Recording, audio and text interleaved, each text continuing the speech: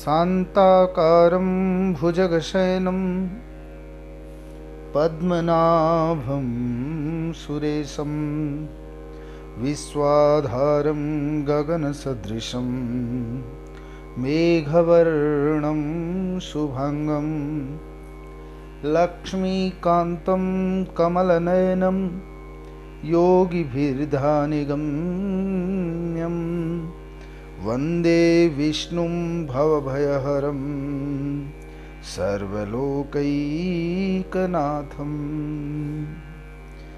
ओम बोलिए श्री कृष्ण कन्हैया लाल की जय। श्री गणेशाय नमः। पद्म पुराणांतर्गतम कार्तिक महात्म्य सप्तमो अध्याय। जय श्री कृष्ण। जैसा कि छठे अध्याय के अंदर तीर्थ जल में स्नान की विधि, अनेकानेक पापों से मुक्ति, ब्राह्मण और तुलसी की महिमा हम लोगों ने श्रवण की। अब सातवें अध्याय के अंदर नारद जी कह रहे हैं पृथु राजा से। नारद उवाच कार्तिकव्रतीनां पुंसां नियमा ये प्रकीर्तिताः ताच्छृणुष्व महाराज कथ्यमानं समासतः। सर्वामीशानि मासं च क्षुद्रं सौवीरकं तथा राजिकोन्मादकं चापि नेवाध्यात् कार्तिकव्रती। परान्नं च परद्रोहं परदेशगमनं तथा तीर्थं विनाशदैवेह वर्जयेत् कार्तिकव्रती।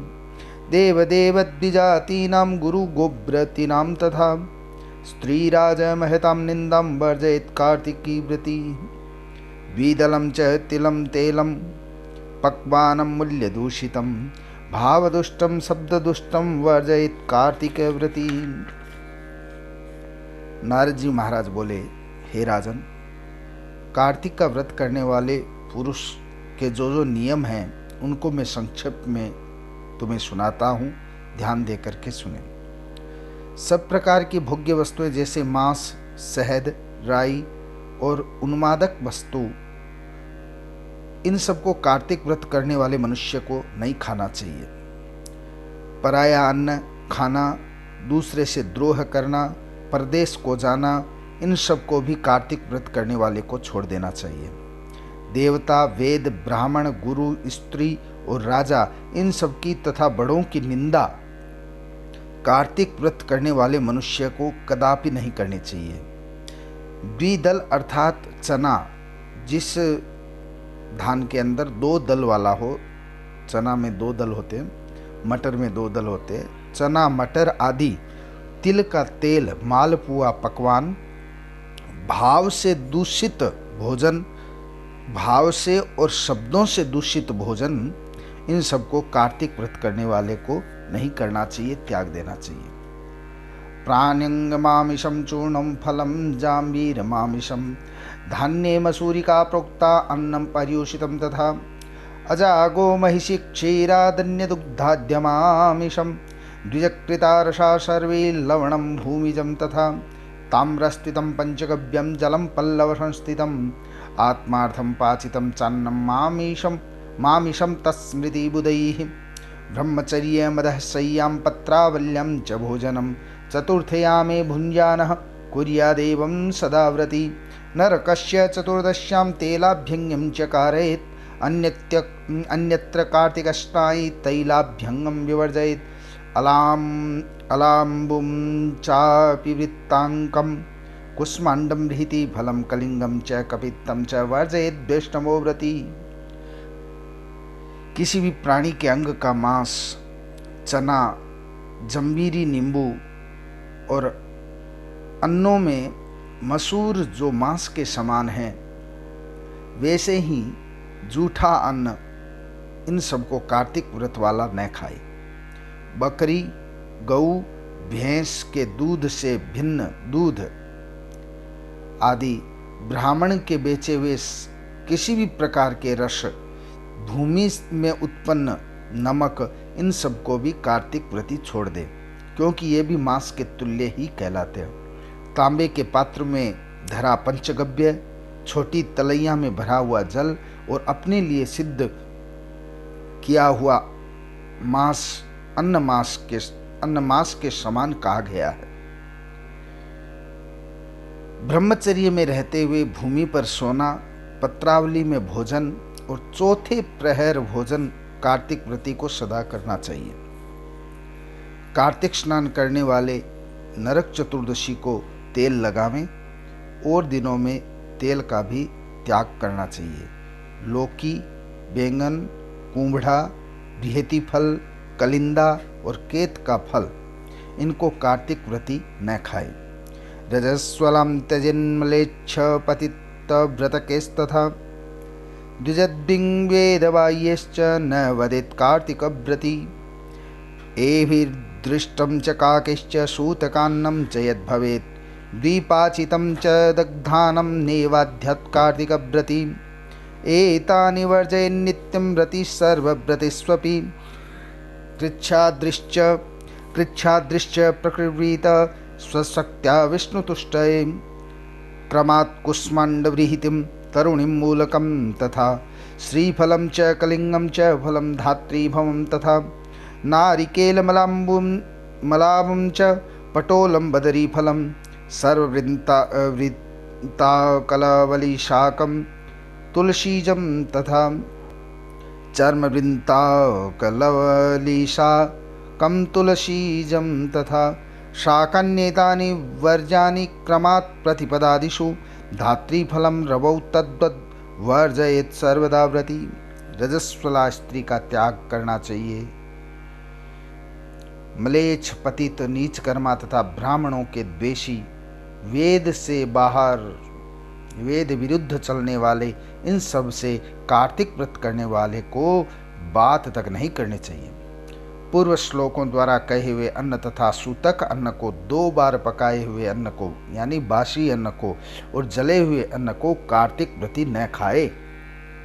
व्रत करने वाला इन पदार्थों को सब व्रतों में वर्जित करे और अपनी शक्ति से विष्णु की प्रसन्नता के लिए कृच्छ्रादि व्रतों को भी करे। कृच्छ्रादि व्रत मतलब अपने आप को कष्ट दे करके भी चंद्रायण जैसे जो व्रत हैं, कष्टदायक व्रत हैं, वो भी कर सकते हैं।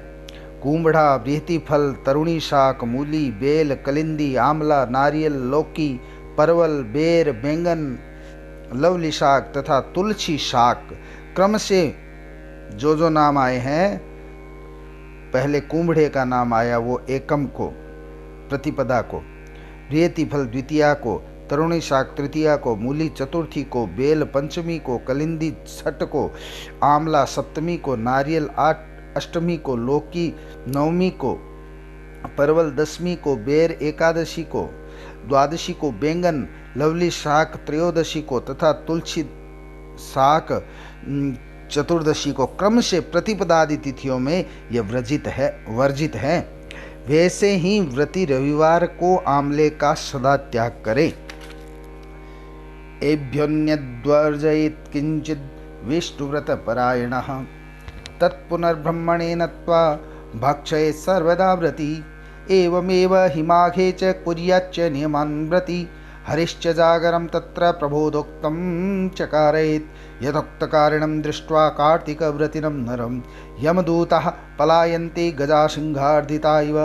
वरं विष्णुव्रती एको न यज्ञशतयाजक यज्ञकृत् प्राप्नुयात् सर्वं वैकुण्ठं कार्तिकव्रती। भुक्तिमुक्तिप्रदानीह यानि क्षेत्राणि भूतले वसन्ति तानि तद्देह कार्तिकव्रतकारिणः। इन सब वस्तुओं के अतिरिक्त और वस्तुओं को यदि व्रती त्यागे और भी कुछ वस्तु को त्याग करता है, उन्हें ब्राह्मण को दान देकर भोग लगावें। व्रत करने वाला मनुष्य माघ में भी ऐसे ही नियम करे और प्रबोधनी एकादशी में कहे हुए हरि का जागरण करे। उपयुक्त विधि के अनुसार कार्तिक व्रत करने वाले मनुष्य को देखकर यमदूत ऐसे भाग जाते हैं जैसे सिंह से पीड़ित हाथी भाग जाता है। विष्णु का व्रत करने वाला एक हो तो भी श्रेष्ठ है, और 100 यज्ञ करने वाले यदि खड़े हों, उनके सामने विष्णु का व्रत करने वाला एक उसके बराबर है। क्योंकि यज्ञ करने वाला स्वर्ग जाता है। 100 यज्ञ कर लो और 1 कार्तिक मास का व्रत कर लो, एक बराबर है। क्योंकि यज्ञ करने वाला स्वर्ग जाता है और कार्तिक व्रत करने वाला वैकुंठगामी होता है, भगवान की शरण में रहता है। इस पृथ्वी में भुक्ति और मुक्ति देने वाले जितने तीर्थ हैं वे सब सारे तीर्थ कार्तिक व्रत करने वाले मनुष्य की देह में निवास करने लग जाते। कार्तिक व्रतिन पुंसो विष्णुवाक्य प्रणोदितः रक्षां कुर्वन्ति शक्राध्या राजानां किंकरा यथा विष्णुव्रत करो नित्यं यत्र तिष्ठन्ति पूजितः ग्रह भूत पिशाचाध्या नैव तिष्ठन्ति तत्र वै कार्तिक व्रतिनः पुण्यं यथोक्त व्रतकारिणं न समर्थो भवेद्वक्तुं ब्रह्मापि हि चतुर्मुखः विष्णुव्रतं सकलकल्मषनाशनं च सत्पुत्रपौत्र धनधान्य विवृद्धिकारी ऊर्जव्रतं सनियं कुरुते मनुष्य किं तस्य तीर्थ परिशीलन सेवया च। विष्णु के वाक्य से प्रेरित इंद्रादिक देवता कार्तिक व्रति की इस तरह रक्षा करते हैं जैसे सेवक अपने राजा की रक्षा करता है। विष्णु व्रत करने वाला जहाँ पूजित होकर स्थित रहता है वहाँ ग्रह भूत पिशाच आदि निकट नहीं आते। ऊपर कही हुई विधि के अनुसार कार्तिक व्रत करने वाले मनुष्य के पुण्य को चतुर्मुख ब्रह्मा भी कहने में समर्थ नहीं है। वो भी नहीं कह सकते कि इसका पुण्य कितना है।